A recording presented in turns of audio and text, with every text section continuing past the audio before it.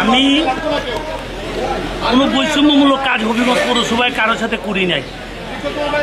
আমাদের হবিগঞ্জ পৌরসভা ছোট্ট শহর, আমার মানুষ ভালোবাসছে, ভোট দিয়ে নির্বাচিত করছি। আমি চেষ্টা করছি পৌরসভায় সকলে নিয়ে ভালোভাবে থাকার জন্য এবং বৈষম্য বিরোধী কোনো রাজনৈতিক দলাদলি কাউকে কষ্ট দেওয়া এই জাতীয় কাজ করি নাই।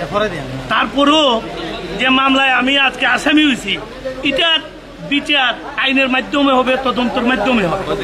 আমি সুস্থ ন্যায় বিচার প্রত্যাশা করি এবং প্রকৃতপক্ষে এই কথাটা বলতে চাই একটা সেকেন্ড, যারা এই দেশ থেকে টাকা লুটপাট করিয়া বিদেশ পাচার করছে, যারা এই দেশে হত্যা সন্ত্রাস গুমের কাজ করছে, এগুলার প্রকৃতভাবে দুইয়া বিচারের আওতায় আনা হোক। আর যারা আমরা নিরীহ রাজনৈতিক কর্মী, আমাদেরকে এই কঠিন চাপে ফালাইয়া লাভ নাই। কারণ আমি তো অসহায় মানুষ, আমি এই নির্বাচিত মেয়র। আমার সন্তান হারানোর পরে আমি কিন্তু এইখানে মানুষ চিনিয়া 3টা বছর রাইতে দিনে কাজ করছি।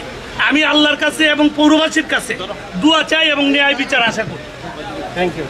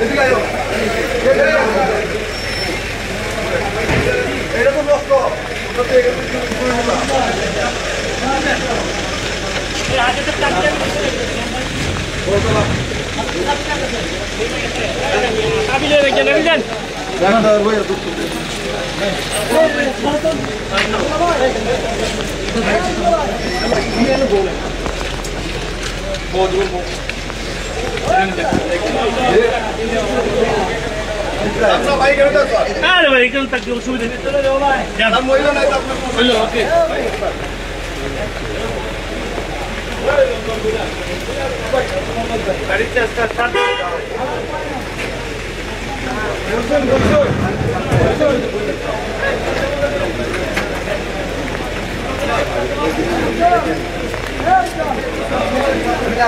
একজনে না পারবো। ঠিক আছে